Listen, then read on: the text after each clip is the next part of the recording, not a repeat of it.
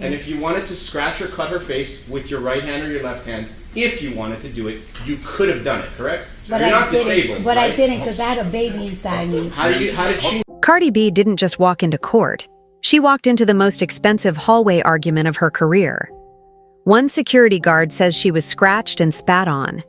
Cardi says it was all words, no hands. And the number everyone keeps whispering is 24 million. The wild part?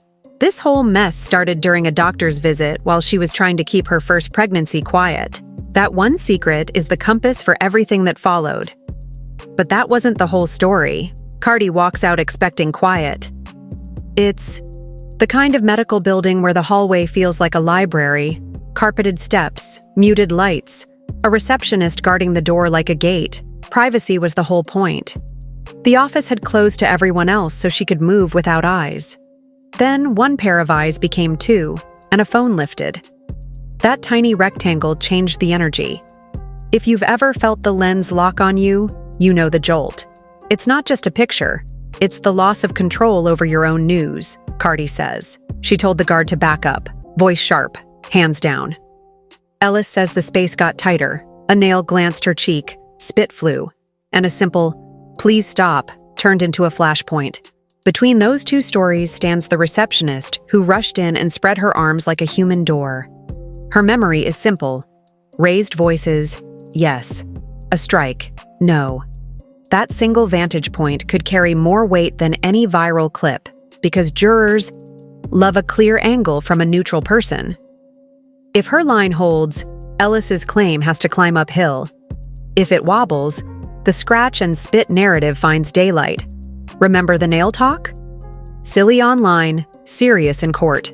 Coffin-shaped sounds like fashion trivia until you realize the argument hinges on whether a rounded edge could cut skin in a quick chest-to-chest moment. In civil court, tiny details bloom huge. Distance, height, who stepped first. Whether a phone was inches from a face. Whether a breath sounded like a threat. Even the location matters. A medical hallway, not a sidewalk, which makes privacy feel less like preference and more like protection. Cardi's framing is straightforward. She was protecting a secret, her pregnancy, and a boundary. Ellis's framing is just as direct. A celebrity crossed a line and left a mark. Two stories, one corridor, and a receptionist whose memory might decide which one survives. The rumor mill didn't need evidence, just a few seconds of courtroom footage. Clips slowed down, screenshots zoomed in, fans analyzing every angle like amateur detectives. One thread claimed her steps looked slower than usual. Another swore they saw a telltale gesture when she touched her stomach between questions. TikTok stitched it 100 different ways, all captioned with the same bait. Y'all see it too, right? But this is where speculation runs into reality. Cardi has been blunt. No, I'm not pregnant. I have asthma. She clapped back on a live, annoyed that strangers kept dissecting her breathing and her body like it was public property. That statement is the only official piece of this puzzle. Everything else, the slowed-down videos, the gossip page captions, the comment section debates, lives in the world of rumor. Still, the cycle is powerful. Fans want a narrative, and when official answers don't satisfy curiosity, they fill in the gaps themselves. That's why blogs don't let the story die. They know people will click on speculation even when it's clearly labeled as unverified. A dress that drapes loosely becomes evidence, a hand gesture becomes confirmation, and before long, a baseless theory feels like common knowledge just because it's everywhere at once. What makes this trial unique is how the legal case and the rumor machine are running in parallel. Inside the courtroom, lawyers argue over nail, shapes, and eyewitness angles. Outside, the internet argues over silhouettes and side profiles. Both conversations blur together until it feels like one giant storyline. That's the danger for someone like Cardi. Even when she says no, the echo of maybe keeps bouncing louder, and just when it seems like the chatter can't stretch any further, the internet drags her love life into the equation. When Cardi and Stefon Diggs popped out together in early summer, it wasn't subtle. Courtside at Madison Square Garden, cameras flashing, the two looked like they were trying to make a statement. This is official. Soon after, Instagram posts sealed. The deal: smiling shots, playful captions, and Diggs even dropping likes on nearly everything Cardi shared. For fans, it felt like a fresh chapter, a rebound with an athlete who carried his own star power. But by July, the digital breadcrumbs changed, posts disappeared, mentions dried up, and eagle-eyed followers noticed what wasn't being said as much as what was. The same fan pages that celebrated the launch started posting side-by-side screenshots of missing pictures, captioning them with questions. Did they unfollow? Did she wipe him? Suddenly, the timeline went from public kisses to radio silence. Here's where things get complicated. Diggs has his own messy reputation in the gossip pages. Rumors about side relationships, cryptic posts from women claiming ties to him, and whispers of a volatile dating history. Pair that with Cardi's very public split from Offset, and the internet had all it needed to spin stories. Was Diggs the upgrade? Was it a PR move to make Offset jealous?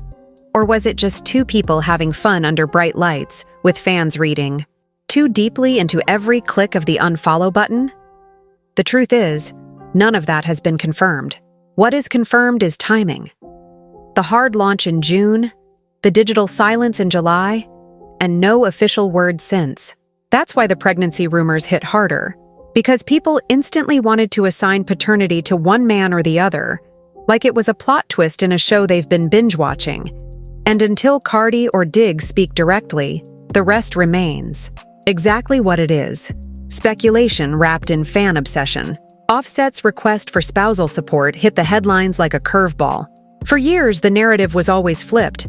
Cardi was the one defending, explaining, and cleaning up after his missteps. Suddenly, in May, the filings showed Offset asking the court for a cut of her earnings. That changed everything. Fans who were once glued to the trial details now looked at each headline with a calculator in hand. Was this clip of Cardi going viral good for her brand? Or did it quietly strengthen Offset's claim that her money was public money, that he deserved a slice? This is why celebrity divorces never just live in court papers. They leak into perception. Spousal support isn't just about bills, it's about optics. If Cardi looks messy in the press, he can argue she's damaging the empire they built together. If she looks strong and unbothered, she turns the tables. Every viral TikTok becomes an exhibit in the court of public opinion, and public opinion can bleed into a judge's subconscious whether they admit it or not. Offset's silence during this trial adds another layer. Normally, he'd be online with cryptic subs, throwing shade, or reacting in some way. But this time, quiet. Quiet is strategic to some. Don't interfere. Let the headlines stack up, then use them later. To others, it looks like restraint, as though even he knows that pushing now would look bitter. Either way, the silence becomes a story of its own, and the story becomes more ammo for speculation. For Cardi, the stakes are doubled. She's not just fighting a $24 claim from a security guard. She's navigating a divorce where her soon-to-be ex is trying to attach himself financially to her brand. That means every move, every court answer, every meme, every rumor gets folded into two battles at once. $24 million. That number alone makes people stop scrolling.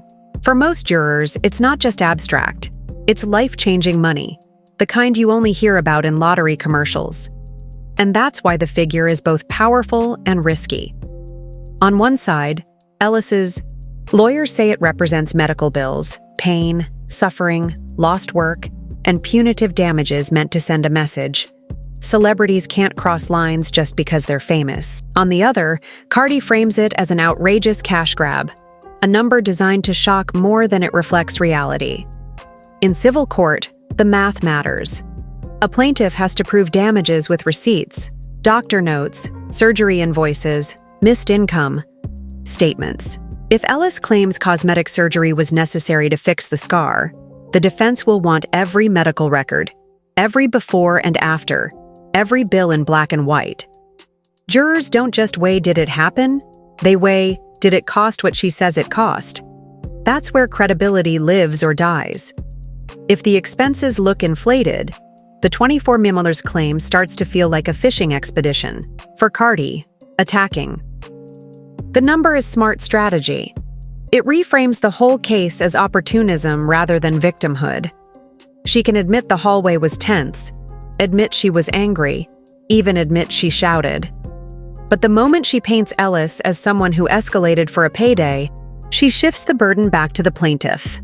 The jurors start asking themselves, is this really about justice or about a jackpot? And here's the kicker. Jury awards don't have to be all or nothing. They could find Cardi liable but award a fraction of the demand. That's why 24 Miller's is both headline fuel and courtroom gamble. Aim high and you risk looking greedy. Aim low and you risk not being taken seriously. Right now, that number is looming over both women like a shadow neither can escape. Trials move on courtroom time, not internet time. Online, fans want verdicts instantly, guilty or not, liable or free. But real life runs slower.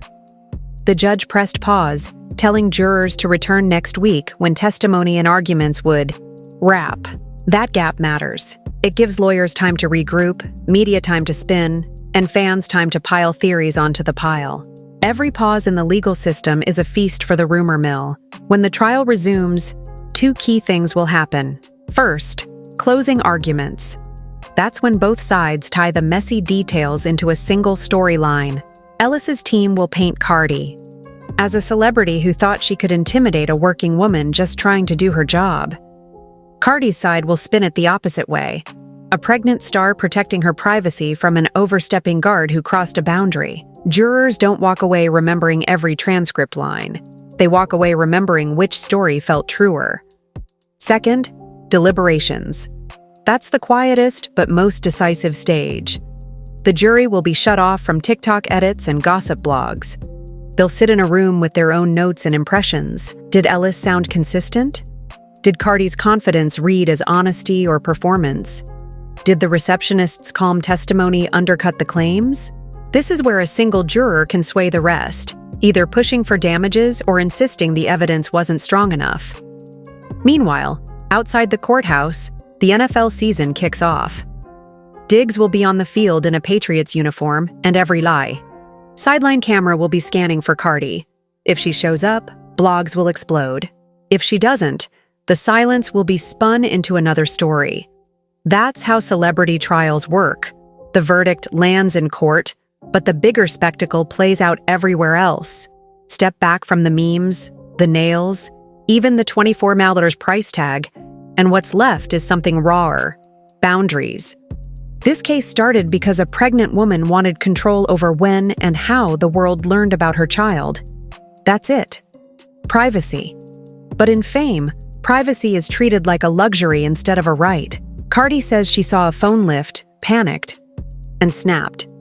Ellis says she was just doing her job when a celebrity crossed a line. Strip the celebrity labels off both women and you're left with a human clash over who gets to decide what's shared. Fast forward to now, and nothing has really changed. Social media has trained fans to think they're detectives, hunting for clues in every frame. The internet can't resist turning a stomach touch into a baby announcement or a single unfollow into proof of a breakup. And yet, when Cardi claps back with "I have asthma," it barely slows the rumor cycle. Because in 2025, denial isn't the end of speculation, it's just more content. That's the bigger picture. Once fame locks onto you, your body stops being fully yours in the public eye. Every step, every breath, every outfit is turned into evidence. You can win a trial and still lose privacy. You can deny a rumor and still see it trend. That tension, between who you are privately and who the world decides you are publicly, is the true weight behind Cardi's courtroom battle. So when the jury finally hands down a verdict, don't expect the noise to stop. If Cardi wins, headlines. We'll call it a victory for her brand. If Ellis wins, it'll be framed as a rare triumph against celebrity power. Either way, the bigger story, the one about privacy, pregnancy, and control, will keep echoing long after the gavel drops.